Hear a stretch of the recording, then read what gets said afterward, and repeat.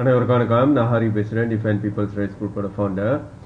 Okay, இந்த video நான் எதுக்கு செய்யறேன்னா வந்துட்டு என்னோட கோர்ட்டில் கேஸ்லாம் நடந்துச்சுல, அதுக்கெலாம் வந்து ஜாமீன் காசுக்கு வந்து முந்தைய ஆள் டொனேட் பண்ணியிருந்தாங்க. ஸோ இந்த டொனேஷன் கொலெக்ஷனுக்குலாம் நான் வந்து ஏற்கனவே கணக்கு காமிச்சிட்டேன், பேங்க் ஸ்டேட்மெண்ட்லாம் அட்டாச் பண்ணிவிட்டு. ஆனால் இந்த ஜாமீன் காசு விஷயத்தில் என்ன ஒரு வித்தியாசம்னா வந்துட்டு கிரிமினல் கேஸ் முடிஞ்சோடனே அந்த ஜாமீன் காசு திருப்பி கிடச்சிரும். ஸோ அந்த மாதிரி முந்தைய வந்து ஆளுங்க சில பேர் சொல்லியிருந்தாங்க, அரிடாஸ் அந்த ஜாமீன் காசுலாம் திருப்பி கிடைக்கிறப்போ அதை திருடுறதுக்கு தான் வந்து கவர்மெண்ட்ஸ்லாம் அகெயின்ஸ்ட் பண்ணுற மாதிரி நடிக்கிறான் அப்படிலாம் சொல்லியிருந்தாங்க. ஸோ அந்த கட்டத்தில் நான் அந்த ஜாமீன் காசுக்கெலாம் அக்கௌண்ட்ஸை திருப்பி காமிப்பேன், அந்த ஜாமீன் காசுலாம் வெளியே வரப்போ அப்படின்னு சொல்லியிருந்தேன். ஓகே, இப்போ வந்து அந்த மேலே போடப்பட்ட 7 கேஸும் முடிஞ்சிருச்சு. ஸோ எல்லா கேஸில் உள்ள ஜாமீன் காசும் திருப்பி வந்துருச்சு. ஸோ அதனால் நான் வந்து அக்கௌண்ட்ஸ் காமிச்சிருக்கேன் என்னோட define people's rights group 2 Facebook பேஜில். ஆனால் வந்து இது ஒரு ஃபியூ இயர்ஸோட கணக்குலாம் நான் ஒரு வீடியோ செஞ்சுட்டு எக்ஸ்பிளைன் பண்ணிடலாம்னு நினைக்கிறேன். ஓகே, ஒன்று விஷயம் என்னென்னா, பேங்க் ஸ்டேட்மெண்ட் அட்டாச் பண்ணிவிட்டு முந்தைய ஒரு ஃபார்மேட்டில் காமிப்பேன் அக்கௌண்ட்ஸு. இந்த தடவை ஸ்லைட்லி கொஞ்சம் வித்தியாசமாக காமிச்சிருக்கிறேன். ஸோ அதோட ரீசன் எக்ஸ்பிளைன் பண்ணுறதுக்கு, அதெல்லாம் சொல்கிறதுக்கு, அப்புறம் கன்ஃபியூஷன் இல்லாமல் இருக்கிறதுக்காக நான் ஒரு வீடியோ செஞ்சு எக்ஸ்பிளைன் பண்ணலான்னு நினைக்கிறேன். ஓகே, அதுதான் முக்கியமான நோக்கம் இந்த வீடியோ செய்கிறது. ப்ளஸ் வந்துட்டு இந்த டொனேஷன், அதாவது அக்கௌண்ட்ஸ்லாம் காமிக்காமல் சில என்ஜிஓஸ் வந்து வேறு காரணம்லாம் கொடுத்துட்ருக்காங்களா, அதை பற்றியும் நான் கொஞ்சம் விஷயம் சொல்லலான்னு நினைக்கிறேன் இதே வீடியோவில். ஸோ ஏன்னா ரெண்டுமே சம்மந்தம் இருக்குது, எல்லாமே வந்து நேர்மையாக அக்கௌண்ட்ஸ்லாம் காமிக்கிறது. ஸோ ஏதாவது டொனேஷன்லாம் வாங்கணுமா அந்த மாதிரி விஷயனால நான் அந்த விஷயத்தையும் கொஞ்சம் டச் பண்ணலான்னு நினைக்கிறேன். ஓகே, ஸோ என்னோடய ஃபேஸ்புக் பேஜ் லைஃபாக நான் காமிச்சிடுறேன். இந்த நீங்கள் வந்து டிஃபைன் பீப்புள்ஸ் ரைட்ஸ் குரூப் 2 பழைய பேஜ் ஒன்று இருக்குது, அதில் வந்து முந்தி உள்ள அக்கௌண்ட்ஸ்லாம் இருக்கும். சில ஃபேஸ்புக் வந்துட்டு நீ வந்துட்டு எக்ஸஸ் பண்ண விடாமல் ஆக்கிட்டாங்க அந்த பேஜில். ஓகே, அதனால் நான் வந்து இன்னொரு பேஜ் வச்சுருக்கேன், define people's rights group 2. So இதில் தான் நீங்கள் வந்து இப்போ பார்க்க முடியும் இந்த நான் சொல்கிற அப்டேட்டை. ஸோ அது வந்து போஸ்ட் வந்து ஒரு டெக்ஸ்ட் போஸ்ட் போட்டிருக்கேன். எத்தனாம் தேதின்னு பார்த்தீங்கன்னா 24ஆம் தேதி 2ஆம் மாதம் 2025. ஓகே, இந்த வருஷம் ஃபியூ டேஸ் கோ, ஒரு 2 நாள் முன்னுக்கு. ஓகே, இதில் பார்த்தீங்கன்னா இந்த டெக்ஸ்ட் போஸ்ட்டில் இங்கே ஒரு லிங்க் இருக்கும், என்னோட கூகுள் டிரைவோட லிங்க்கு. அதை தட்டுனீங்கன்னா ஒரு பிடிஎஃப் ஃபைல் ஓப்பன் ஆகும். அதில் தான் வந்து என்னோட அக்கௌண்ட்ஸை வந்து போட்டிருக்கேன். கொண்டாருங்க, லோட் பண்ணிட்டோம்.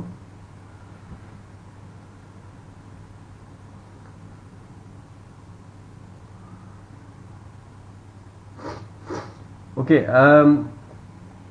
இதில் வந்துட்டு கோர்ட் கேஸ் நடந்த டேட் ப்ளஸ் எந்த கோர்ட்டில், ஸ்ரம்பன் கோர்ட் கேஸாக, பெனாங்கில் நடந்திருக்கு கேஸு, ராவ் பஹாங்கில் நடந்திருக்கு, ஜேபி ஜோஹோபாரூரில் நடந்திருக்குது. ஸோ ஸ்ரம்பனில் வந்து மொத்தம் 4 கேஸ் ஃபைல் பண்ணானுங்க. மற்றதெல்லாம் வந்து ஒரு கேஸு, பெனாங்கில் 1, ராவ் பஹாங்கில் 1, ஜேபியில் 1. ஸோ அப்போ வந்து அதில் போட்டிருப்பேன் ஜேபி கேஸா ராவ் கேஸா அப்படி போட்டிருப்பேன். ஸ்ரம்பன் கேஸ்னால் வந்துட்டு என்னோட ஹோம் டவுன் ஸ்ரம்பன்னால 100 வெள்ளி தான் எடுப்பேன். அப்படி வெளியே போகணுன்னா, வேறு ஸ்டேட்டுக்கு போகணுன்னா வந்து 200 வெள்ளி பர் டே சார்ஜ் பண்ணுவேன். அது எதுக்குன்னா செலவுக்கு, இப்போ டிரான்ஸ்போர்ட் செலவு. ஸோ அந்த ஒரு டே இப்போ வெளியே ஸ்டேட்டுக்கு போனால் ஒரு டேக்கு கூட வந்து வேலைலாம் போக முடியாது. ஸோ அப்போ நம்ம வந்து ரிகவர் பண்ணுறதுக்கு இந்த எக்ஸ்பென்சஸ்க்கு இதுக்கெல்லாம் வந்து அதுக்கு தான் அந்த சார்ஜஸ்ஸு. ஓகே, ஸ்ரம்பன்குள்ளனா 100 வெள்ளி கேஸ் ஒரு டேட்டுக்கு, வேறு ஸ்டேட்னா வந்து 200 வெள்ளி எடுப்பேன். ஸோ கேஸோட டேட்டு ப்ளஸ் எந்த கார்ட்னு போட்டுட்டு எவ்வளோ அமௌண்ட் எடுத்திருக்குன்னு இங்கே போட்டிருப்பேன். ஓகே, அப்புறம் வந்து வேணா ஸ்லோவாக இருக்கு.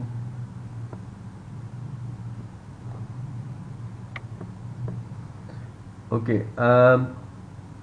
அதில் டீட்டெயிலாக பார்த்துட்டு வந்தீங்கன்னா எங்கள் அக்கா கூட சில நேரத்தில் காசு கொடுத்துருப்பேன். ஏன்னா சில நேரத்தில் அவங்க கோர்ட்டுக்கு வர்றதா இருக்கும். ஒரு தடவை பார்த்தீங்கன்னா எந்த கோர்ட்னா ஜேபிக்கு வந்தாங்க ஜாமீன் காசை ரிலீஸ் பண்ணுறதுக்கு. ஏன்னா அவங்க பெஞ்சாமீன் ஸ்ரம்பன்லேருந்து ஜேபி வரைக்கும் வந்தாங்க. ஸோ அதனால் அவங்களுக்கு 200 வெள்ளி கொடுத்துருப்பேன். தென் ஒரு தடவை ஸ்ரம்பன் ஹைகோர்ட்டுக்கு வந்தாங்க தீர்ப்பு அன்னைக்கு. ஏன்னா அந்த தீர்ப்பில் எனக்கு தண்டனை விழுந்துருச்சுன்னா ஃபைன் கட்டணும். ஆனால் அதில் வந்து எனக்கு தண்டனை உழுவலை அதில். ஸோ ஆனால் இருந்தாலும் எங்கள் அக்கா வந்தாங்க அன்றைக்கி. ஓகே, லீவ் எடுத்து வந்தாங்க. ஸோ அது மாதிரி போட்டிருப்பேன். மற்றது எல்லாமே வந்துட்டு அந்த கேஸ்க்கு போன சார்ஜஸ் தான் இருக்கும். 2 தான் எங்கள் அக்கா வந்தது. ஓகே, ஒன்று ஜேபி கோர்ட்டுக்கும் இன்னொன்று வந்து ஸ்ரம்மன் ஹை கோர்ட் வந்தாங்க. ஓகே, அடுத்தது பார்த்தீங்கன்னா ரொம்ப எங்கே செலவாச்சுன்னா, நான் அந்த ஜெயிலில் இருந்தேன்ல. ஸோ ஜெயிலில் இருக்கப்போ நான் என்ன சார்ஜ் பண்ணுறேன்னா, ஒரு நாளைக்கு வந்து 100 வெள்ளி.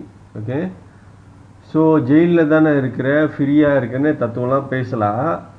ஆனால் அதோட ப்ராப்ளம் என்னென்னா, நம்ம ஜெயிலில் இருக்கிறப்பையும் நம்ம பில்ஸ் எல்லாம் வந்து கட்டணும். ஓகே, வீட்டு ரெண்டலு, ஃபோன் பில்லு எல்லாம் நடந்துக்கிட்டு தான் இருக்கும். அது ஒரு விஷயம். இன்னொரு ஆக முக்கியமான விஷயம் என்னென்னா, இப்போ நான் வந்து கொல்லை போடுறேன். ஓகே, அப்போ நம்ம வேலை வந்து ஃபுல்லாக ஒன்றுமே செய்ய முடியாது. நம்மளுக்கு இன்கமே இல்லை, எல்லாம் 0. ஓகே, தென் கொல்லை போடுறதுல என்ன பிரச்சனைனா, நம்ம விவசாயம் பண்ணுறோம்ல, இந்த சயோர்லாம் நடுறோம்ல, சயோர் இன்னைக்கு நட்டு நாளைக்கு எடுத்து போய் விற்க முடியாது. நட்டு வளர்கிறதுக்கு ஃபியூ மந்த்ஸ் வெயிட் பண்ணணும். ஓகே, வெயிட் பண்ணி அது அசீல் வந்தோடனே தான் நம்ம வந்து போய் விற்க முடியும். ஓகே, இப்போ இந்த மாதிரி ஜெயிலுக்கு பிடிச்சிட்டு போகிறது பார்த்தீங்கன்னா, என்னை 4 months வந்து முதல்ல இதில் வச்சுருந்தானுங்க, ஜெலுபு ஜெயிலில். ஸோ அதுக்கு முன்னுக்கு நான் நெட்டத்துலேருந்து ஆசில் வர டைமில் யாருக்குறைய பிடிச்சிட்டு போயிட்டு ஜெயிலில் அடைச்சிட்டானுங்க. அப்போ பார்த்தீங்கன்னா முன்னுக்கேருந்து நான் போட்ட எஃபர்ட்லேருந்து ஒரு 6 months ஒரு 7 months எஃபர்ட் வந்து 0.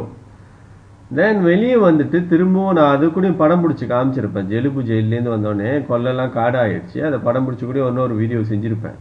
ஓகே, இப்படி ஆயிடுச்சு என் கொல்லை அப்படின்னு சொல்லிட்டு. ஸோ அப்போ வந்து பார்த்தீங்கன்னா ஒரு 1 month கேப்பில் வந்து பினாங் ஜெயிலில் போட்டானுங்க. அப்போ நான் 1 month அதுக்கப்புறம் வேலை செஞ்சதெல்லாம் வேஸ்ட்டு. அதுக்கப்புறம் வந்து 2 months ரெண்டாவது எல்லாம் காடாயிடுச்சு. ரெண்டாவது வந்து செஞ்சுட்டு 2 months செஞ்சுட்டு அசில் வர்றக்கட்டியும் பிடிச்சிட்டு போயிட்டு கடைசியாக ரவுப் ஜெயிலில் அடிச்சிட்டானுங்க. ஸோ ஆல்மோஸ்ட் 1 year இன்கம் வந்து 0. அப்போது இதெல்லாம் எப்படி ரிகவர் பண்ணுறது? ஓகே, இது வந்து நீங்கள் என்ன தப்பு சொல்லணும்னா கவர்மெண்ட்டை தான் தப்பு சொல்லணும். ஏன்னா கவர்மெண்ட் வந்து செய்கிற அநியாயம் அப்படி இருக்குது. ஓகே, ஒரு கவர்மெண்ட் எப்படி இருக்கக்கூடாது, அதிகாரிங்க எப்படி இருக்கக்கூடாது, ஜட்ஜிங்க எப்படி இருக்கக்கூடாது, அது மாதிரி எல்லாமே சேர்ந்து பண்ண அநியாயம். ஸோ என்னோட நோக்கம் என்னன்னா, எப்படியாவது ஸ்ட்ரகிள் பண்ணி போராடி எப்படியாவது ஒரு நியாயம் கிடைக்கணும் மக்களுக்குன்னு சொல்லிட்டு ஏதாவது வழி தேடணும். இவனுங்களை விடக்கூடாது, எப்படியாவது இதை நிறுத்தணும் அப்படின்னு சொல்லிட்டு அவனுங்க பவர் மிஸ்யூஸ் பண்ணுறது நிறுத்துறதுக்கு. அப்போ எனக்கு ஒரு ஸ்ட்ரென்த் இருக்கணும்ல. ஓகே, ஏற்கனவே என்ஜிஓ பேச்செல்லாம் கேட்டு மக்கள் வந்து டொனேஷன்லாம் போடுறத நிறுத்துறப்போ இந்த கேஸு வந்து இப்போ ஜாமீன் காசுலாம் கிடைக்கிறப்ப தான் நான் சர்வைவ் பண்ண முடிஞ்சது. அதுக்கு முன்னுக்கு ஒரு கேப் விழுந்துருச்சு. ஸோ அந்த மாதிரி கட்டத்தில் சாப்பிட்றதுக்குலாம் வழி இல்லாமலாம் போனச்சு. ஓகே, அப்போ இந்த ரிகவர் பண்ணுறதுக்கு நான் அறவே காசு எடுக்கலைன்னா என்னால் சர்வைவ் பண்ண முடியாது. அப்புறம் எப்படி போராட முடியும்? ஓகே, ஸோ நின்று ஒரு அளவுக்கு போராடுறதுக்கு தான் இந்த சின்ன சின்ன சார்ஜஸ். இதை வச்சு நான் பணக்காரனாலாம் ஆக முடியாது. சர்வைவ் பண்ணிட்டு ரெண்டாவது ஃபைட் பண்ணுறதுக்கு ஒரு ஸ்ட்ரென்த்துக்காக. ஏன்னா போராடுறதுக்கு மெயின்லி இந்த நோக்கம் என்ன, நம்ம வந்து டொனேஷன் கேட்குறோம். இந்த மாதிரி இவனுங்க எனக்கு பண்ண அநியாயத்தில் நான் வந்து என்னது சர்வைவ் பண்ணுறதுக்கு தான் இந்த டொனேஷன் தேடினது. அப்போ எனக்கு வந்து இது நியாயமாக எனக்கு படுது.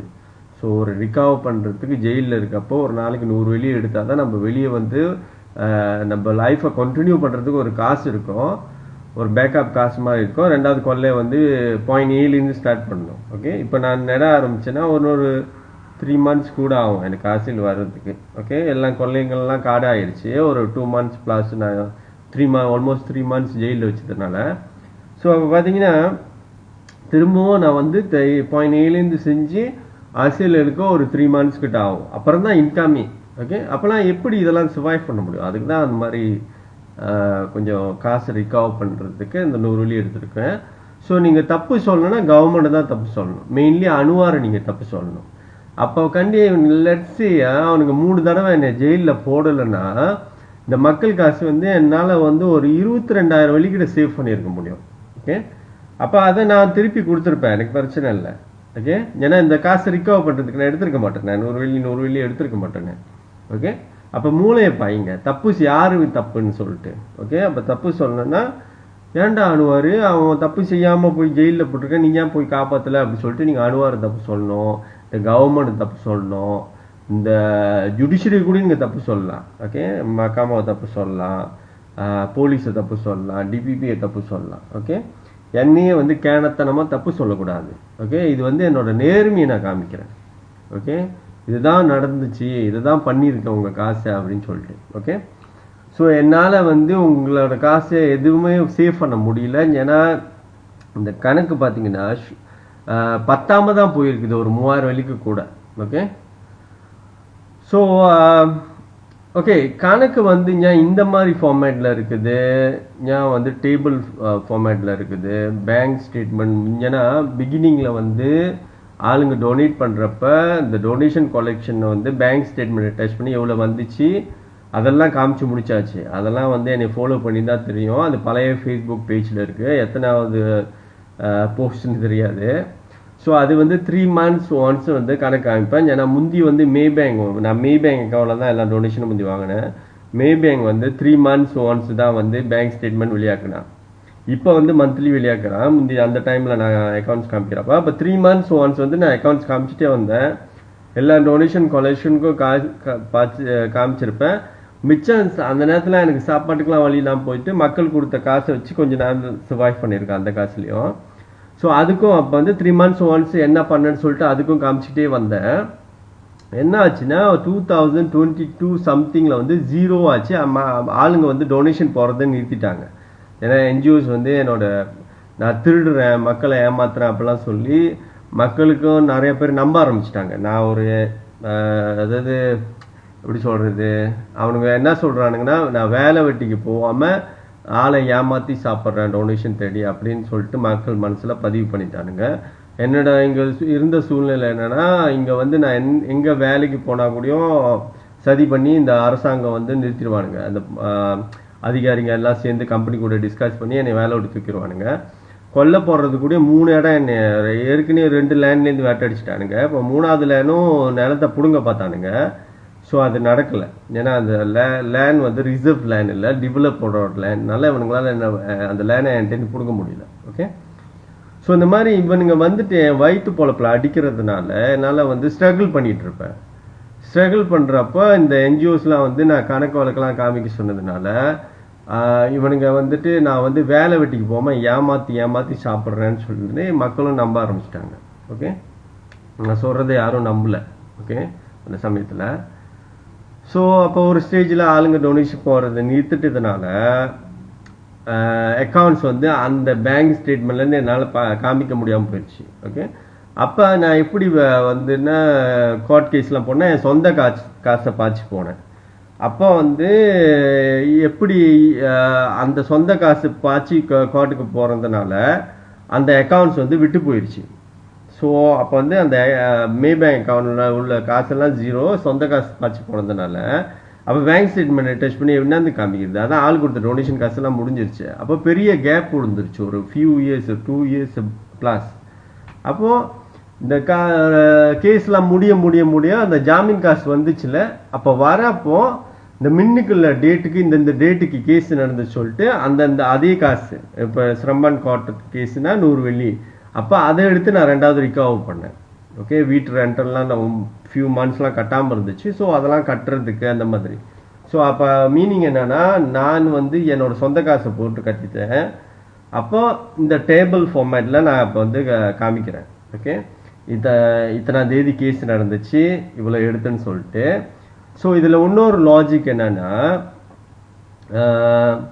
லெட்ஸே ஒரு டொனேஷன் தர்றேன், அப்போ வந்த டோட்டல் அமௌண்ட் தெரியாது. அப்போனா கண்டிப்பாக பேங்க் ஸ்டேட்மெண்ட் அட்டாச் பண்ணும். ஏன்னா பேங்க் ஸ்டேட்மெண்ட் தான் எவ்வளோதான் மொத்தமாக வந்துச்சு டொனேஷன் கலெக்ஷன் அப்படின்னு காமிக்கும். அதுக்கெல்லாம் நான் காமிச்சிட்டேன். திரும்பவும் சொல்கிறேன், டொனேஷன் கலெக்ஷனுக்கு நான் எப்பயோ அக்கௌண்ட்ஸ் காமிச்சிட்டேன். நான் சொல்கிறேன் இப்போ காமிக்கிற அக்கௌண்ட்ஸ் வந்து அடிஷ்னலான அக்கௌண்ட்ஸ், அதாவது இந்த ஜாமீன் காசை அவன் திருடிடுவான், அதுக்கு தான் அதை செய்கிறான் அதெல்லாம் சொல்கிறதுக்காக நான் அந்த அடிஷ்னலான அக்கௌண்ட்ஸ். இது வந்த ஜாமீன் காசு என்ன ஆகுனுச்சு அப்படி சொல்லிட்டு தான்.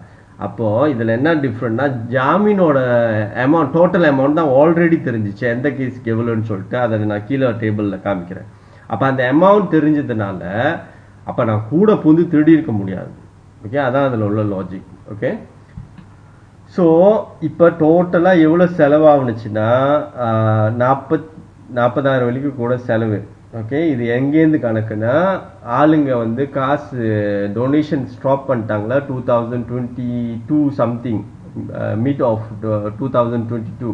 ஓகே, அதுக்கு முன்ன உள்ள அக்கௌண்ட்ஸ்லாம் வந்து பேங்க் ஸ்டேட்மெண்ட் அட்டாச் பண்ணி நான் காமிச்சிட்டே வந்துட்டேன்.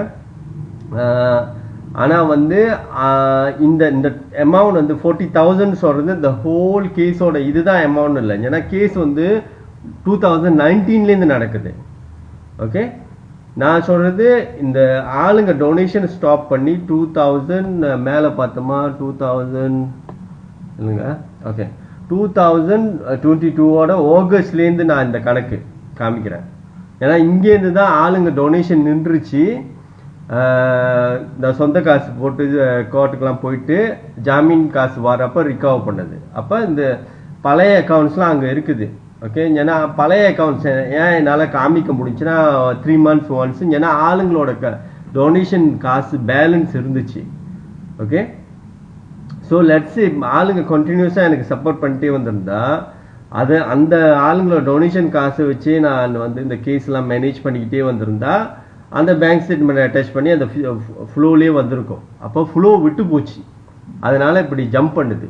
ஓகே, ஜம்ப் பண்ணாலும் இந்த 40,000 வந்துட்டு என்ன சொல்ல வரேன்னா இது டோட்டலாக இத்தனை 7 கேஸும் மேனேஜ் பண்ண காசு இல்லை. ஆக்சுவலி 7 கேஸும் மேனேஜ் பண்ண காசு இதை விட கூட பாதி அக்கௌண்ட் 2000 மிட் ஆஃப் 2022க்கு முன்னுக்குள்ள அக்கௌண்ட்ஸ்லாம் ஆல்ரெடி காமிச்சாச்சு. ஓகே, இது அதுக்கு முன்ன 2022 மீட்லேருந்து உள்ள கணக்குது. ஓகே ஓகே அடுத்தது பார்த்தீங்கன்னா ஸ்ரம்மன் கேஸ் வந்து ஒரு கேஸ் வந்து 3000 வெள்ளி ஜாமீன். ஓகே, அப்புறம் ஜோஹோபாரு கேஸ் வந்து 10,000 வெள்ளி ஜாமீன். ஸ்ரம்மன்ல இன்னொரு கேஸ் ஃபைல் பண்ணானுங்க, அதுக்கு 6,000 வெள்ளி ஜாமீன். பெனாங்கில் உள்ள கேஸ் 20,000 வெள்ளி ஜாமீன். ராவுப்பில் உள்ள கேஸ் வந்து 5,000 வெள்ளி ஜாமீன். ஓகே, நான் சொன்ன மாதிரி இந்த ஜாமீனோட டோட்டல் அமௌண்ட் தெரியும். ஓகே, இது டொனேஷன் கலெக்ஷனோட அக்கௌண்ட்ஸ் இல்லை. அப்போ இந்த ஜாமீன் காசு என்ன ஆச்சு, இதோட டோட்டல் பார்த்தீங்கன்னா இந்த டோட்டலாக உள்ள ஜாமீன் காசு வந்து 44,000 வெள்ளி. ஓகே, எக்ஸ்பென்சஸ் பார்த்தீங்கன்னா 44,000 வெள்ளிக்கு கூட 40,000 வெள்ளி 40,000 வெள்ளி 40,800 வெள்ளி. ஓகே, ஜாமீன் காசு 44,000 வெள்ளி. ஓகே ஓகே இதில் என்னன்னா இந்த ஜாமீன் காசு வந்து ஆளுங்க வந்து டொனேஷன் பண்ணவங்க 2 பேர் வந்து திருப்பி காசு கேட்டாங்க. ஓகே, இந்த ஸ்ரம்மன் கேஸு 6,000 வெள்ளி இருக்குல்ல, அதில் டொனேஷன் பண்ணவர் நான் ஓரோ பண்ணுறேன் 5,000 வெள்ளி திருப்பி கொடுத்துருங்கன்னு. ஓகே, அப்போ அந்த 5,000 வெள்ளி டொனேஷனாக வந்துட்டு 2வது கொடுக்கப்பட்டது. அப்போ அதை கழிச்சு ஆகணும். ஓகே, அடுத்தது ரவுப் கேஸும் அப்படிதான். ஒருத்தர் டொனேஷன் 2,000 வெள்ளி கொடுத்துட்டு பிறகு வந்து இல்லை அந்த 2,000 வெள்ளி எனக்கு வேணும் அப்படின்னு கேட்டார். ஸோ அப்போ அவருக்கும் வந்து திருப்பி கொடுத்தாச்சு. ஓகே, அப்புறம் வந்து பெனாங் கேஸோட பஞ்சாமீன் வந்து அந்த 20,000 வெள்ளி ஜாமீன் எடுக்க கோர்ட்டுக்கு வந்ததுனால அவர் 500 வெள்ளி எடுத்துக்கிட்டாரு. ஓகே, எனக்கு கோர்ட்டுக்கு வந்து போன செலவுக்காக அவர் 500 வெள்ளி எடுத்துட்டு தான் பேலன்ஸ் காசு 19,500 வெள்ளியை எனக்கு பேங்கின் பண்ணார்.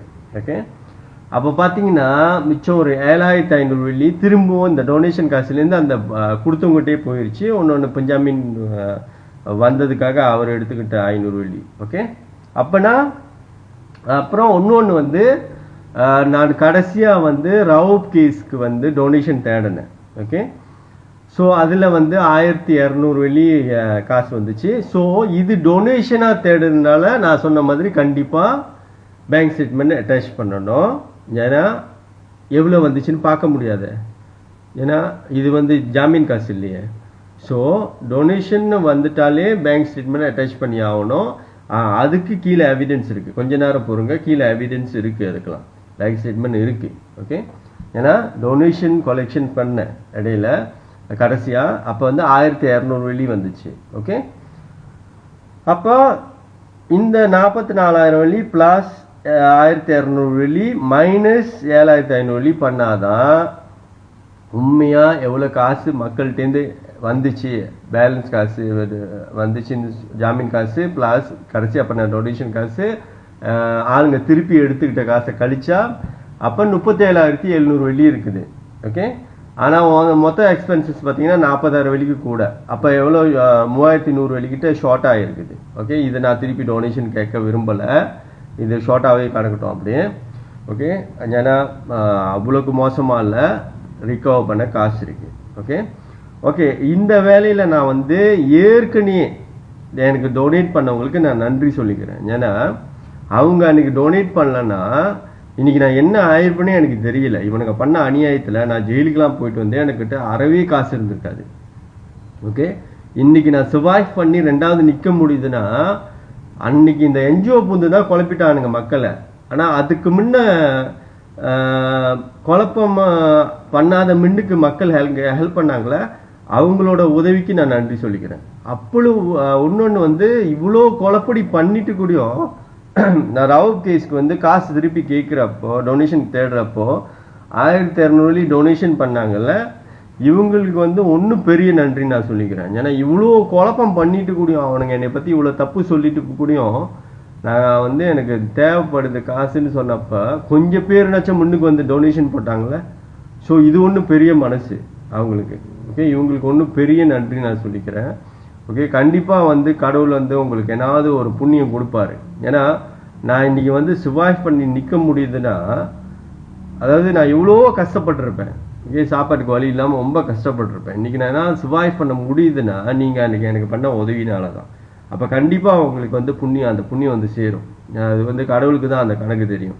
ஏன்னா நான் எவ்வளோ கஷ்டப்பட்டிருப்பேன்னு பட்டாதான் தெரியும். நான் படலை, உங்களால் நீங்கள் காப்பாற்றிட்டீங்க நீங்கள். ஸோ அதோட புண்ணியம் அவ்வளோ இருக்குதோ அது கண்டிப்பாக உங்களுக்கு வந்து சேரும். ஓகே, எனக்கு டொனேட் பண்ணவங்களுக்கு. ஓகே, இப்போ வந்து கீழே வந்து நான் ஆதாரம் வச்சுருக்கேன். ஸோ இதுதான் வந்து நான் என்ஜிஓட்ட வந்து இவ்வளோ நாளாக சொல்லிக்கிட்டு இருந்தது. டொனேஷன்னு ஒன்று தேடிட்டா பேங்க் ஸ்டேட்மெண்ட் அட்டாச் பண்ணிடுங்க. ஓகே, ஒரு சிம்பிளான கேள்வி. நான் 1,200 வெள்ளி வந்துச்சு, நான் ராவ் கேஸ்க்கு கடைசியாக டொனேஷன் தேடுறப்ப 1,200 வெள்ளி மட்டும்தான் கொடுத்தாங்க, எனக்கு ரொம்ப கொடுக்கல அப்படின்னு சொன்னேன். எப்படி தெரியும் அது உண்மைன்னு? Okay, so bank statement attach பண்ணாதான் தெரியும். ஓகே, அப்போ ஜென்டலாக நடந்துக்கிறோம், வாயை திறந்து மக்கள்கிட்ட காசு கேட்குறோம்ல, அப்போ கேட்ட நம்மளுக்கு வந்து அந்த ஆதாரத்தையும் காமிக்கிறதுக்கு ஏன் மனசு இல்லை? ஓகே ஓகே இப்போ வந்து கடைசியாக பார்த்தீங்கன்னா நான் 9ஆம் மாதம் 29ஆம் தேதி டொனேஷன் தேடினோடனே ஒருத்தவங்க டொனேட் பண்ண ஆரம்பிச்சிருக்காங்க. இது வந்து 9ஆம் மாதத்தோட பேங்க் ஸ்டேட்மெண்ட்டு. அப்போ 1ஆம் தேதியிலேருந்து கணக்கு, 1ஆம் தேதியிலேருந்து காசு போகாதனால அந்த டேட் இங்கே இல்லை. அப்போ நான் 29 டொனேஷன் கேட்டப்போ அந்த டேட் போட ஆரம்பிச்சிருக்காங்க. 10 வெள்ளி சின்ன சின்ன அமௌண்ட்லாம். அப்போ நீங்கள் பார்க்க வேண்டியது என்ன, அதுக்கு முன்னுக்குள்ள பேலன்ஸு டொனேஷன் கலெக்ஷன் நடக்கிறதுக்கு முன்னையே 100 வெள்ளி அந்த அக்கௌண்ட்டில் இருக்குது. ஓகே, அந்த 100 வெள்ளி இருக்குன்னா யாருன்னு தெரியல, ஒருத்தர் வந்து 3 பேர் இருக்கும், என்னமோ ராமன் அப்துல்லா என்னமோ வரும். ஓகே, அவர் வந்து இடையில ஒரு 10 வெள்ளி எனக்கு போட்டுருவார். அவர் யாருன்னே எனக்கு தெரியாது, என்ன நினைக்கிறாருன்னே தெரியாது. நான் டொனேஷன் கலெக்ஷனே செய்ய மாட்டேன், திடீர்னு எனக்கு ஒரு 10 வெள்ளியை போடுவார். ஓகே, அந்த மனசை போட்டு போட்டு போட்டு ஒரு 100 வெள்ளி அந்த அக்கௌண்ட்டில் இருந்துருக்குது. ஓகே ஓகே அடுத்தது பார்த்தீங்கன்னா கீழே அப்படியே ஸ்க்ரோல் பண்ணிட்டு போனீங்கன்னா 11ஆம் மாதம் ஜெயிலுக்கு போகிற வரைக்கும் என்ன நடந்துச்சுன்னா கடைசியாக ஒரு 1,244 வெள்ளி வந்துச்சு. ஓகே, அப்போ பார்த்தீங்கன்னா நான் சொன்ன மாதிரி ஒரு அங்கே ஆல்ரெடி 100 வெள்ளி இருந்துச்சு. அப்போ 1,200 வெள்ளி கூடயும் வரல. ஓகே, 1,200 வெள்ளிக்கு குறவாக தான் போட்டாங்க. கடைசியாக அன்றைக்கி ஒரு வீடியோ செஞ்சேன். ஓகே, ஜெயிலேருந்து வந்துட்டு அப்போ ஒருத்தர் 50 வெள்ளி போட்டார், நான் கேட்கல, அவர் போட்டிருக்காரு. ஸோ அப்படின்ட்டு கூட்டி கழிச்சு பார்த்தா 1,200 வெள்ளி போட்டாங்கன்னு வச்சுக்குவோமே ஆளுங்க. ஓகே, அதை தான் மேலே போட்டு வச்சுருக்கேன். 1,200 வெள்ளி ராவ் கேஸ்க்கு டொனேஷன் கிடச்சிது. ஓகே, அதான் இது. ஓகே, இதான் என்னோட ஆதாரம்.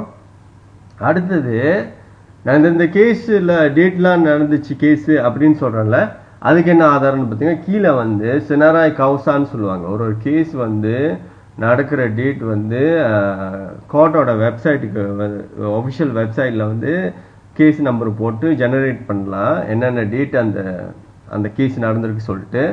ஸோ அது வந்து இங்கே இருக்குது. ஜூம் பண்ண முடியுமா?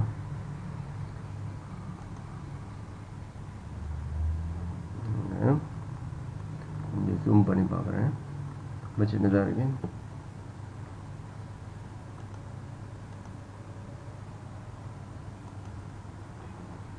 இங்கே ஜூம் பண்ணுறேன்.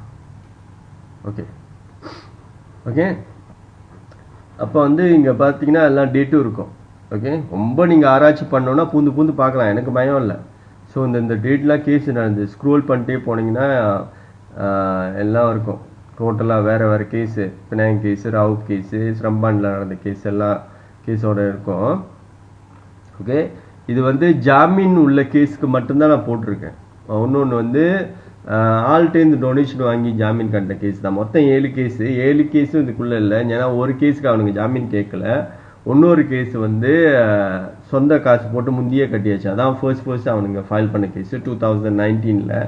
அது வந்து 1000 வெள்ளி தான் ஜாமீன். அது வந்து டொனேஷன் அப்போல்லாம் நான் கேட்க பிகினே பண்ணலை.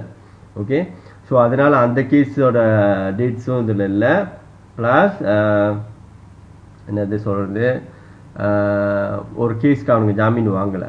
ஓகே, மிச்சம் உள்ள 5 கேஸுக்கு மட்டும்தான் அதில் டேட்ஸ் இருக்கும். அதுவும் ஃபுல் டேட் இருக்கும். கேஸ் பிகின் பண்ணதுலேருந்து டேட் இருக்கும். ஆனால் நான் கணக்கு காமிக்கிறது பார்த்தீங்கன்னா 2022 8ஆம் மாதம். அதுக்கு திருப்பி சொல்லிக்கிறேன், அதுக்கு முன்னுக்குள்ள கணக்கெல்லாம் காமிச்சாச்சு. ஸோ நான் டபுள் சார்ஜ் பண்ண முடியாதுல்ல. இப்போ அந்த கணக்கு எடுத்து வந்து 2ஆவது இங்கே போட்டேன்னா, ஐயோ அரிடாஸ் அந்த கணக்கை காமிக்கலன்னு சொல்லாதீங்க. அந்த கணக்கு காசு எடுத்து வந்து போட்டேன்னா ஒன்று கூட காசுக்கு ஷார்ட்டேஜாக காமிக்கும். எப்படி டபுள் கிளைம் பண்ண முடியும்? ஏன்னா அதுக்கு தான் ஆல்ரெடி காசு தான் வெட்டிட்டேன். இவ்வளோ எடுத்த, அதாவது பேங்க்கில் காசு ஆளுங்க ஏற்கனவே பண்ண டொனேஷன் காசு இருந்துச்சு. ஸோ அந்த காசு எடுத்து வந்து 2ஆவது போட முடியாது. ஏன்னா டிடக்ஷன் பண்ணுறதுக்கு தான் அதை காமிக்கிறேன். இவ்வளோ செலவு இருந்துச்சு ஏற்கனவே எனக்கு அப்படின்னு சொல்லிட்டு தான் அதை காமிக்கிறேன். அப்போ நான் டபுள் சார்ஜ் பண்ண முடியாதுல்ல, அதனால தான். ஓகே, அதுதான் இந்த என்ன சொல்கிறது 2022 நான் காமிக்கிறேன். அதே வந்து சிம்பிள் லாஜிக்காக கொஞ்சம் லாஜிக்காக யோசிச்சிங்க. 2019 நான் கணக்கு காமிச்சிட்டு வந்தேன்னா அப்போ கூட எக்ஸ்பென்சஸ் தானே இருக்கும். அப்போ ஆளை நான் சீட் பண்ணதான் ஆயிராதா? டபுள் சார்ஜ் பண்ணால் ஏற்கனவே தான் அந்த காசெல்லாம் நான் எடுத்துட்டேனே. ஓகே, ஆளுங்க அந்த நேரத்தில் டொனேஷன் காசு பேலன்ஸ் இருந்துச்சு. ஓகே, என்னை ஃபாலோ பண்ணிட்டேன். ஆரம்பத்துலேயும் ஃபாலோ பண்ணவங்களுக்கு தெரியும். அந்த காசுலாம் வந்து ஏற்கனவே 3 மாதத்துக்கு ஒரு தடவை நான் கணக்கு காமிச்சிட்டே வந்தேன். ஓகே, அப்படியே அந்த ஆளுங்க எனக்கு சப்போர்ட் பண்ணிகிட்டே வந்திருந்தா கண்டிப்பாக கண்டினியூஸாக காமிச்சிட்டு வந்திருப்பேன்.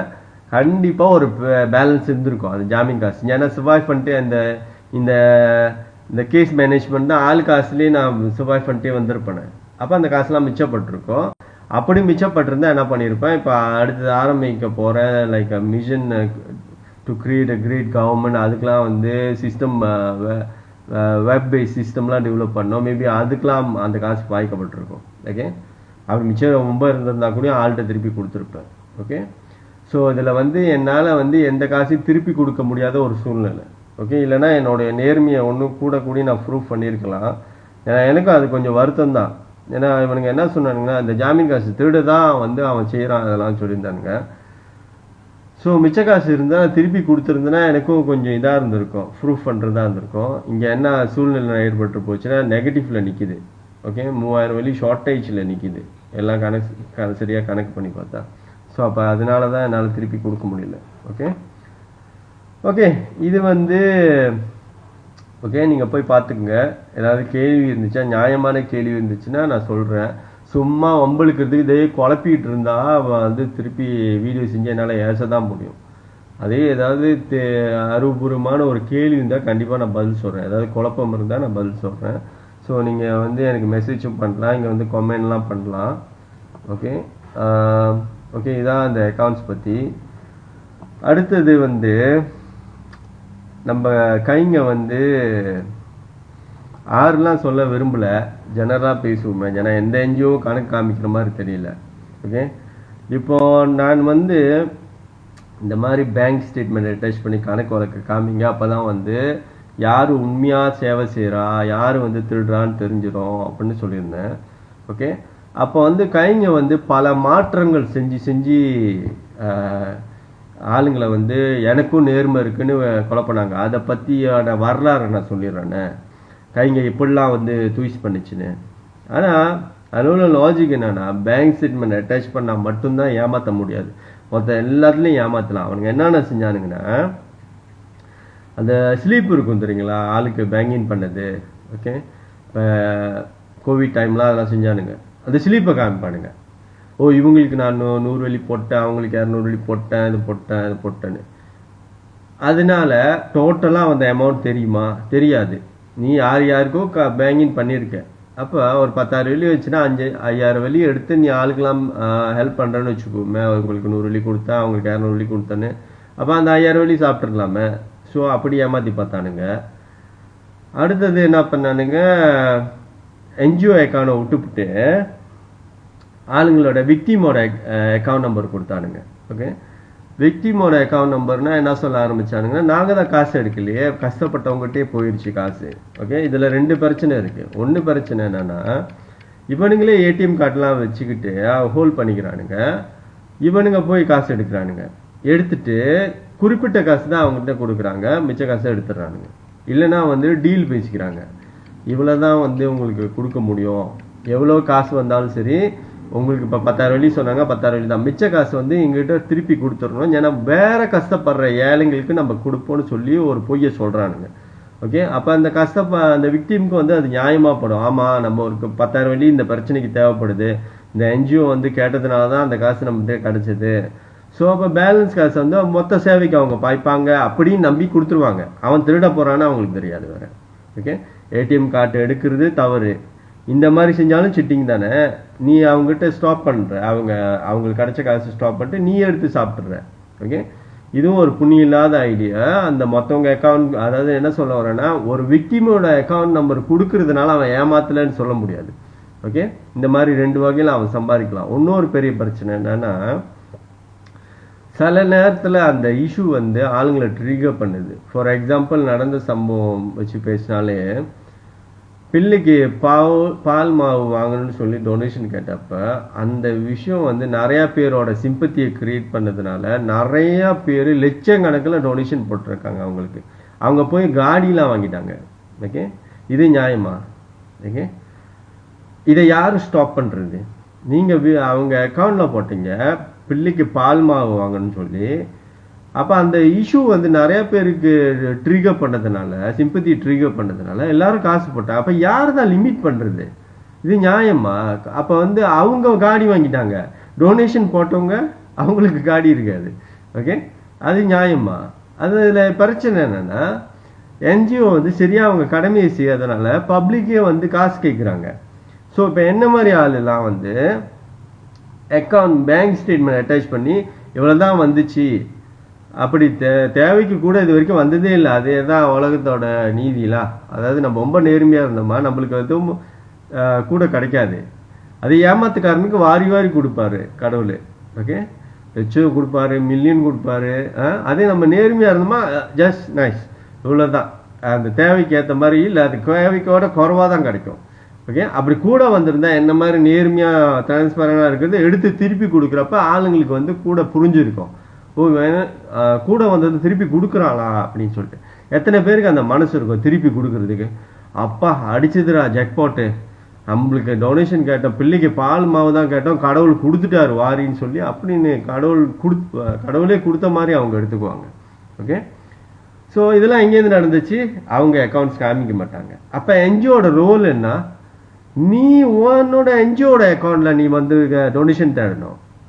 அப்போ இங்கே நிறைய என்ஜிஓக்கு அக்கௌண்ட் நம்பரே இல்லை. ஓகே, அப்போ ஒரு என்ஜிஓ ஒரு என்னது விக்டிமோட அக்கௌண்ட் நம்பர் கொடுக்கறதுனால அவங்க அக்கௌண்ட்ஸ் காமிக்க கூட வேண்டான்னு சொல்கிறது அந்த எக்ஸ்கியூஸை ஏற்றுக்க முடியாது.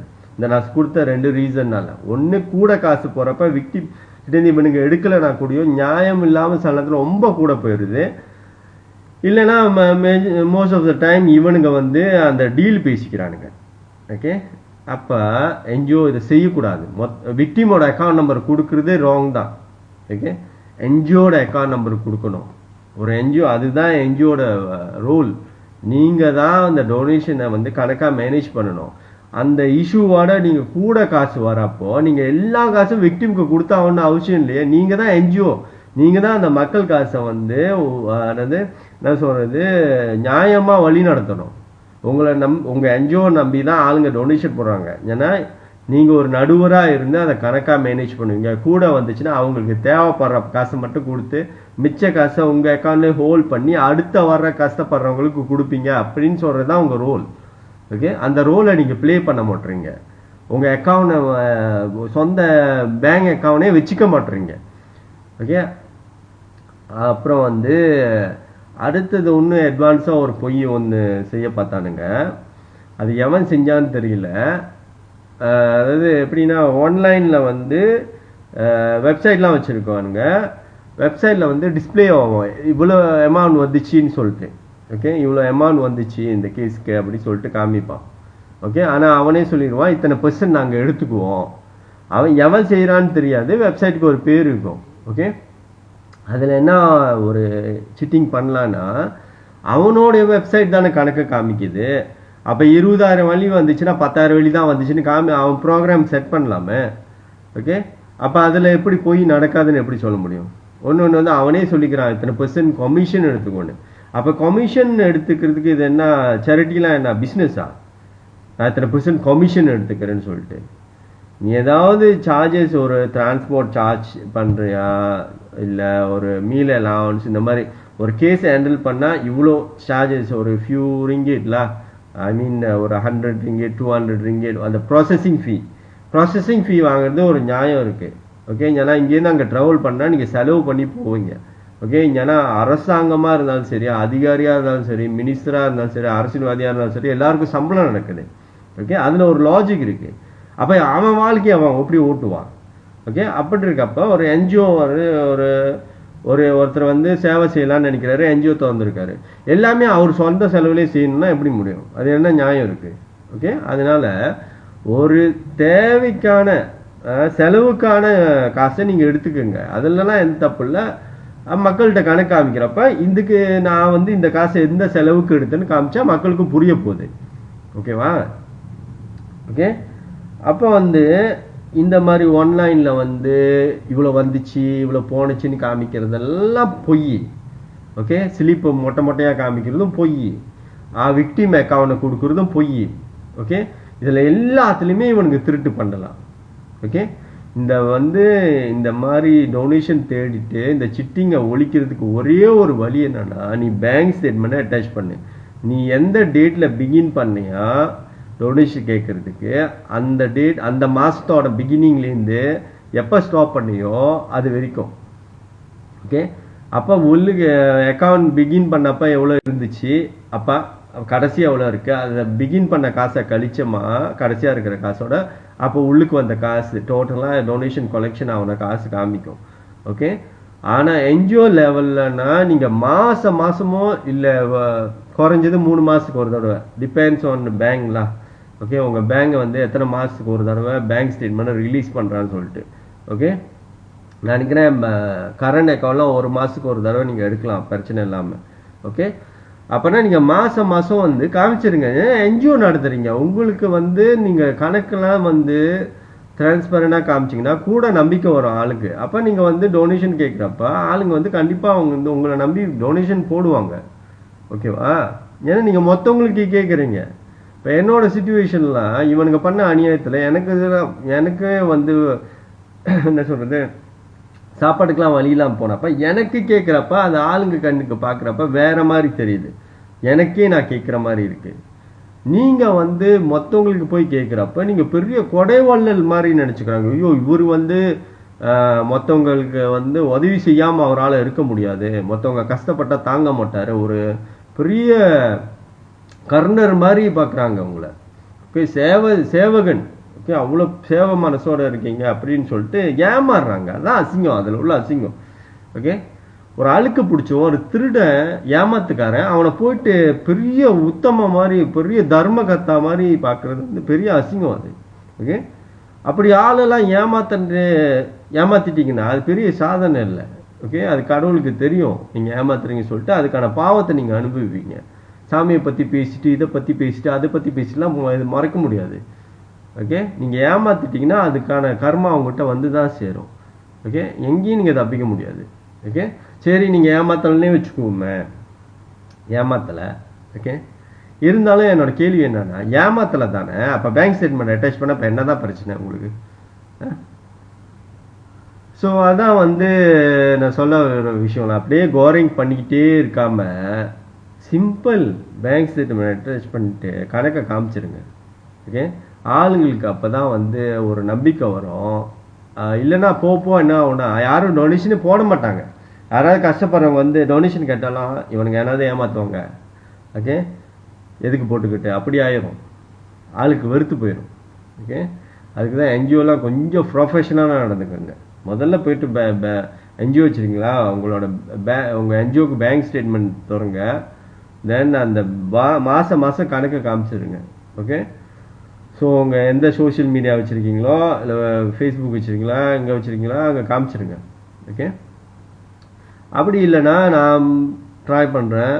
ஓகே, என்னோட மிஷன் சக்ஸஸ் ஆனிச்சுன்னா நான் வந்து என்னோட வெப் பேஸ் சிஸ்டம் டெவலப் பண்ண பிறகு யார் வேணாலும் வந்து கணக்கு காமிக்கலாம், என்ஜிஓவாக இருந்தாலும் சரி, யாராக இருந்தாலும் சரி. ஸோ இதெல்லாம் எதுக்கு செய்கிறோன்னா வந்து எல்லாருக்கும் ஒரு வாய்ப்பு கொடுக்கறதுக்கு, டிரான்ஸ்பரண்டாக இருக்கிறதுக்கு, இந்த மாதிரி ஏமாத்துக்காரங்களாம் இல்லை இருக்காமல் இருக்கிறதுக்கு, மக்கள் ஏமாற்றப்படாமல் இருக்கிறதுக்காக அடிஷ்னலாக ஒரு ஆப்ஷன் கொடுக்குறோம். ஓகே, ஆனால் மெயின் டார்கெட் வந்து ஒரு நல்ல அரசாங்கத்தை உருவாக்கி டோட்டலாக சொல்யூஷன் செய்யுதான். ஓகே, ஏன்னா நான் பார்க்குறது வந்து என்ஜிஓலாம் சின்ன திருடன் தான், அங்கே பெரிய பெரிய பில்லியனில் திருடுறவங்களாம் அங்கே மேலே நிற்கிறான். ஓகே, அரசாங்கத்தில். ஓகே, தலைவனாக, நாட்டுக்கே தலைவனாக நிற்கிறான். ஓகே, அங்கே தான் நான் போயிட்டு இருக்கேன், அவனுங்களை கரெக்ஷன் பண்ணதான். இருந்தாலும் இது ஒரு அடிக்கடி இதில் ஒரு பிரச்சனை வந்துடுது, என்ஜிஓ திருடிட்டான் அப்படின்னு சொல்லிட்டு. ஸோ இதுவும் இந்த சொல்யூஷனும் அதே சிஸ்டம்குள்ளே நான் வச்சுருப்பேன். ஸோ யார் வேணாலும் வந்து கணக்கு வழக்கு காமிக்கலாம். ஓகே, ஸோ இதனால் நான் என்ன சொல்ல வரேன்னா, டொனேஷன்னு ஒன்று வாங்கிட்டீங்களா மக்கள்கிட்ட, பேங்க் ஸ்டேட்மெண்ட் அட்டாச் பண்ணி நேர்மையாக கணக்கு வழக்கு காமிச்சிருங்க. ஓகே, தொல்லை தீர்ந்துது. ஓகே, பாருங்கள், நான் சொன்னேன் ராவ் கேஸ் கணக்காக கடைசியாக எனக்கு டொனேஷன் தரப்ப 1200 வழி தான் வந்துச்சு அப்படின்னு சொன்னேன். இப்போ நான் வந்துட்டு பேங்க் ஸ்டேட்மெண்ட்டை காமிச்சிட்டேன்னா ஆளுங்க இல்லைன்னு சொல்ல முடியாது, அவ்வளோதான் வந்திருக்குது, அவ்வளோ குறைவாக தான் கொடுத்துருக்காங்க டொனேஷன், தெரிஞ்சு போச்சா? அப்போ எனக்கும் நிம்மதி தானே. அதை நான் காமிக்கலாமல் சொன்னேன்னா, பேங்க் ஸ்டேட்மெண்ட் அட்டாச் பண்ணாமல் சொன்னேன்னா, யாராவது சந்தேகப்பட்டாங்கன்னா, அவங்க சந்தேகப்பட்டாங்க, நான் ஆதாரம் காமிக்காதனால தான், அதுக்கு வாய்ப்பை நான் தானே கொடுத்தேன். நான் ஆதாரம் சரியான ஆதாரம் காமிக்க போனதுனால தானே அவங்களுக்கு அந்த சந்தேகம் வந்துச்சு. அப்போ உங்களுக்கும் மன நிம்மதி தானே பேங்க் ஸ்டேட்மெண்ட் அட்டாச் பண்ணிட்டேன். எதுக்கு ஐயோ நான் நல்லது தான் செஞ்சேன் அப்படியே முனைவிக்கிட்டே இருக்கீங்க? நான் நல்லது தான் செஞ்சேன், ஆளுங்க எனக்கு கெட்ட பேர் கொடுக்குறாங்க. ஓகே, இது முனவுறதுல ஏதாவது ஒரு நியாயம் இருக்கா? பைத்தியக்காரத்தனமா இல்லை? ஏன் அப்படி முனைவிக்கிட்டு கஷ்டப்பட்டுக்கிட்டு ஸ்ட்ரகிள் பண்ணிட்டு தெருவில் போய் உக்காந்துக்கிட்டு அப்படியே புலம்பிக்கிட்டு இருக்குது? அதுக்குன்னு போடு, பேங்க் ஸ்டேட்மெண்ட் தூக்கி போடு, இவ்வளோதான் வந்துச்சு இவ்வளோதான் போணுச்சுன்னு காமி. ஓகே ஓகே அடுத்தது ஒரு இஷ்யூ, அந்த முக்கியமான விஷயத்த சொல்ல வந்துட்டேன். அது என்ன பிஸ்னஸ் அக்கௌண்ட் பாய்க்கிறது? ப்ராடக்ட் விற்கிறீங்கன்னா ப்ராடக்டோட குவாலிட்டியை சொல்லி வைங்க. உங்கள் ப்ராடக்டில் என்ன நல்லது இருக்குது, ஆள் வாங்கினா என்ன விலை குறைவா, இல்லை சாப்பாடுனா ருசியாக இருக்குமா, அந்த ப்ராடக்டோட செல்லிங் பாயிண்டை மட்டும் சொல்லி வைங்க. அதில் வந்து இந்த சேரிட்டி, இந்த சிம்பத்தி இதை வச்சு இழுக்கிறது வந்து பிஸ்னஸ்க்கே அது அழகு இல்லை. பிஸ்னஸ் பண்ணுறீங்கன்னா பிஸ்னஸ் பண்ணுங்க. ஓகே, அதுலேருந்து எடுத்து வந்து உங்கள் லாபத்துலேருந்து எடுத்து வந்து சேவை செய்யணும்னா அது உங்கள் சொந்த காசு. அதுக்கு நீங்கள் வீடியோ போட்டாலும் பிரச்சனை இல்லை, போடலனாலும் பிரச்சனை இல்லை. ஏன்னா அதில் வந்து சில பேர் வந்து வீடியோலாம் ஒன்றும் போட மாட்டாங்க. அவங்க அவங்க உதவி செய்கிறதே யாருக்கும் தெரியாது, ஆனால் உதவி செய்வாங்க. அது வந்து கடவுளுக்கும் அவங்களுக்கும் ஓகேவா, அவங்களோட புண்ணியம். ஓகே, சில பேர் வந்து வீடியோ போடுவாங்க, இங்கே இவங்களுக்கு கொடுக்குறேன்னு சொல்லிட்டு பிஸ்னஸ் பண்ணுவாங்க, நேர்மையாக பிஸ்னஸ் பண்ணுவாங்க. அவங்க வர லாபத்துலேருந்து எல்லா காசையும் நம்மளே வச்சுக்கூடாது, சேவையும் செய்யணும் அப்படின்னு போய் பிஸ்னஸ் இது ஹெல்ப் பண்ணுறதையும் வீடியோ எடுத்து போடுவாங்க. அவங்க கொடுக்குற ரீசன் என்னன்னா, இப்போ நான் அந்த மாதிரி வீடியோ எடுத்து போட்டேன்னா இன்னொருத்தவங்களே அதை மோட்டிவேட் பண்ணோம் சேவை செய்கிறதுக்கு. அந்த காரணத்தையும் மறுக்க முடியாது. நிச்சயமாக ஒருத்தவங்க வந்து உதவி செய்யறத வீடியோ எடுத்து போகிறப்போ இன்னொருத்தவங்கள ட்ரிகர் பண்ணோம், ஓ அவங்க உதவி செய்கிறாங்க நம்மளும் அந்த மாதிரி உதவி செய்யணும் அப்படின்னு சொல்லிட்டு அது ஒரு மோட்டிவேஷனலாக இருக்கும். அதையும் வந்து மறுக்க முடியாது. அதெல்லாம் தப்பு இல்லை. அவங்க காசு, அவங்க டொனேஷன் பண்ணாங்க, அவங்க சேவை செஞ்சாங்க, அவங்க வீடியோ எடுத்து போட்டாங்க. ஓகேவா? அதுவும் வந்து நான் தப்பு சொல்லல. நான் என்ன சொல்றேன்னா, டொனேஷன் பப்ளிக் தேடினா நீ வீடியோ எடுக்கிறியா சீனு போடுறியா அதை பத்திலாம் எனக்கு பிரச்சனை இல்லை. நீ ஆள்கிட்ட காசு கட்டிட்டீங்கன்னா நீ வந்து கணக்கு வழக்க பேங்க் ஸ்டேட்மெண்ட் டச் பண்ணி காமிச்சிரு. ஓகே, பிஸ்னஸ் அக்கௌண்ட் பாய்க்காத. ஏன்னா அது பிஸ்னஸ்க்கே அழகு இல்லை. ஒரு பிஸ்னஸ் பண்ணுறேன்னா அந்த ப்ராடக்டோட குவாலிட்டியை மட்டும் சொல்லி வீயு, பிஸ்னஸை தனியாக செய்யு. ஓகே, சேரிட்டியை தனியாக செய்யு. ஓகேவா? நீ வந்து ஆளுங்களுக்கு கஷ்டப்படுறவங்களை கூப்பிட்டு வந்தீங்கன்னா அதுக்கு டொனேஷன் தேடு. நீ ப்ராடக்ட் விற்காத. ஆள்கிட்டே காசு கேளு, இவங்களுக்கு இந்த கஷ்டப்படுறாங்க டொனேட் பண்ணுங்கன்னு சொல்லிட்டு. அதுக்கு உனக்கு உரிமை இருக்கணும்னா நீ முதல்ல என்ஜிஓக்கு வந்து பேங்க் அக்கௌண்ட் வச்சிருக்கணும். நீ என்ஜிஓ, நீ போயிட்டு விக்டிமோட அக்கௌண்ட் கொடுக்கக்கூடாது. உனக்கு என்ஜிஓன்னு சொல்ற, அப்புறம் உனக்கு எங்கே போச்சு பேங்க் அக்கௌண்ட் நம்பர் எங்கே போச்சு? ஓகே, பேங்க் அக்கௌண்ட் நம்பரை வச்சிரு. இல்லைன்னா இதெல்லாம் உன்னால செய்ய முடியல, எதுக்கு சேவை செய்யற? நான் சேவை செய்யாம இது பெரிய என்னது தர்ம கத்தா மாதிரி வந்து இறங்கிடுறீங்க. சரி, நீ அவ்வளோதான் பெரிய சேவகனே வச்சுக்கோமே, உன்னால சேவை செய்யாம இருக்க முடியாது. ஒரு நாள் கூடயும் உனக்கு தூக்கம் வராதுன்னு வச்சுக்கோமே, சேவை செய்யலன்னா. இரு, நல்லதுதான். அதை ஏன் உருப்படியா செய்ய மாட்ற? நீ வந்து என்ஜிஓ வச்சிருக்கியா?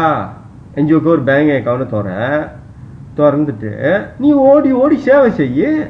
அந்த அக்கௌண்ட் கொடு, என்ஜிஓட அக்கௌண்ட் கொடு. மாசம் மாசம் கணக்கு காமிச்சிரு, பேங்க் ஸ்டேட்மெண்ட் அட்டாச் பண்ணி. பாருங்க மக்களே, நான் திருடல, இவங்களுக்கெல்லாம் சேவை செஞ்சேன், இந்த காசு இங்கே போனச்சு, வெளியான காசுக்கெல்லாம் பதில் சொல்லு, முடிஞ்சு போச்சு. ஆளுங்க உன்னை வந்து தலை வணங்குவாங்க உனக்கு, உன்னோட நேர்மைக்கும் உன்னோட சேவைக்கும். ஏன் அதை செய்ய மாட்டேன்? அப்போ தப்பு யாரோட? இன்னைக்கு ஆளுங்க கேள்வி கேட்குறாங்க, ஆளுங்க தப்பு சொல்றாங்கன்னா நீ தான் அந்த சிச்சுவேஷனை உருவாக்குற. ஏன்னா ஆளுங்களை குழப்பத்திலேயே நீ வச்சிருக்க. அப்போ அவன் மேலே கம்ப்ளைண்ட் வரப்போ இவன் திருடிட்டாங்க காசுன்னு சொல்கிறப்ப அவங்க கேள்வி கேட்க தானே செய்வாங்க. அதில் சில மடையனுங்க வந்து கேள்வி கேட்குறவங்கள தப்பு சொல்கிறாங்க. கேள்வி கேட்குறவங்கக்கிட்ட ஒரு நியாயம் இருக்குது தானே. கம்ப்ளைண்ட் வந்துருச்சு, இவர் ஏமாத்துறாரு அப்படி சொல்லிட்டு கம்ப்ளைண்ட் வந்தால் கேள்வி கேட்க தானே செய்வாங்க, ஆதாரம் காமிக்க சொல்ல தானே செய்வாங்க. அதானே நியாயம், அதுதானே செய்யணும். கம்ப்ளைண்ட் வந்துருச்சுன்னா கேட்கணும் தானே. நான் உங்கள் மேலே கம்ப்ளைண்ட் வந்துருச்சுன்னா நீங்கள் இதுக்கு ஆதாரம் காமிச்சிருங்க, பேங்க் ஸ்டேட்மெண்ட் அட்டாச் பண்ணி என்னதான் பண்ணீங்க காசுன்னு காமிங்கன்னு சொல்லி கேட்குவாங்க தானே. ஸோ இந்த சமுதாயம் மாறணும். எல்லாம் வந்து சில நேரத்தில் யோசிச்சு பார்த்தா என்னதான் நடக்குது இந்த சமுதாயத்துலன்னு தெரியல. ஒருத்தவங்க நியாயத்தை கேட்டால் நான் கேட்டவங்கள தப்பு சொல்கிறான். ஒருத்தன் ஏமாத்திருப்பான், அவனுக்கு ஒரு வாய்ப்பு கொடுக்குறான் அவங்க வந்து தப்பிச்சு ஓடுறதுக்கு. அவன் அங்கே ஏமாத்துறதுக்கு தான் வாய்ப்பு இருக்கு. அவங்க ஒருத்தருக்கு துரி துரி கேட்பாங்க, டேவ் இந்த மாதிரி வந்திருக்கு, நீ ஏமாத்திருக்க தான் நினைக்கிறேன், ஆதாரம் காமின்னு. அவங்ககிட்ட ஆதாரம் கேட்டவங்ககிட்ட தாவிடுவானுங்க. இந்த பைத்தியக்கார தானே ரொம்ப நாளாக நடந்துட்டு இருக்கு இந்த சமுதாயத்தில். எனக்கெல்லாம் ரொம்ப நடந்து போச்சு.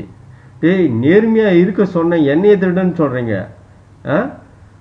நேர்மையாகவே இருக்க மாட்டானுங்க. அம்பளி மாமா கதையை சொல்லிக்கிட்டு என்னென்னமோ கிறுக்க வேலை பண்ணுறான். அவனெல்லாம் தூக்கி வச்சு பேசிட்டு இருந்தானுங்க. இதை தான் வந்து முந்திலேருந்து இதுதான் செஞ்சுட்டு இருக்கானுங்க. ஓகே, அப்படி இப்படின்னு சண்டை போட்டு கொஞ்சம் திருந்தி வந்தானுங்க. இப்போ ரெண்டாவது அதே மாதிரி தான் செஞ்சுட்டு இருக்கானுங்க. ஓகே, யார் வந்து ஆதாரம்லாம் கேட்குறாங்க, யார் வந்து உண்மைக்கு நேர்மைக்கும் வந்து என்னது துணிஞ்சு நிற்கிறாங்க அப்படின்னு அவங்ககிட்ட தான் போய் தப்பு சொல்கிறானுங்க. எவன் ஏமாத்துக்காரன் அங்கே உட்காந்துக்கிட்டு கோரிங் பண்ணிக்கிட்டே இருக்க வேண்டியதான், அவனுக்கு தான் வந்து நல்ல பேர். ஓகே, இதெல்லாம் மாற்றிக்குங்க. ஓகே ஓகே அடுத்தது என்ன பேசலாம்? அடுத்த வீடியோ வந்து நான் வந்து கடைசியாக மிஷன் டு கிரியேட் கிரேட் கவர்மெண்ட்குள்ளே நுழையிறதுக்கு முன்ன நான் இந்த நாட்டுடைய அரசியல் நிலவரத்தை எனக்கு இப்போ புரியறதை பற்றி ஒரு வீடியோ கடைசியாக போட்டு நான் செய்ய போகிற ஆக்ஷன், அடுத்து செய்ய போகிற ஆக்ஷனுக்குள்ளே நுழையிறேன். ஸோ இந்த வீடியோ இதோட நிறைவு செய்கிறேன். நன்றி, வணக்கம்.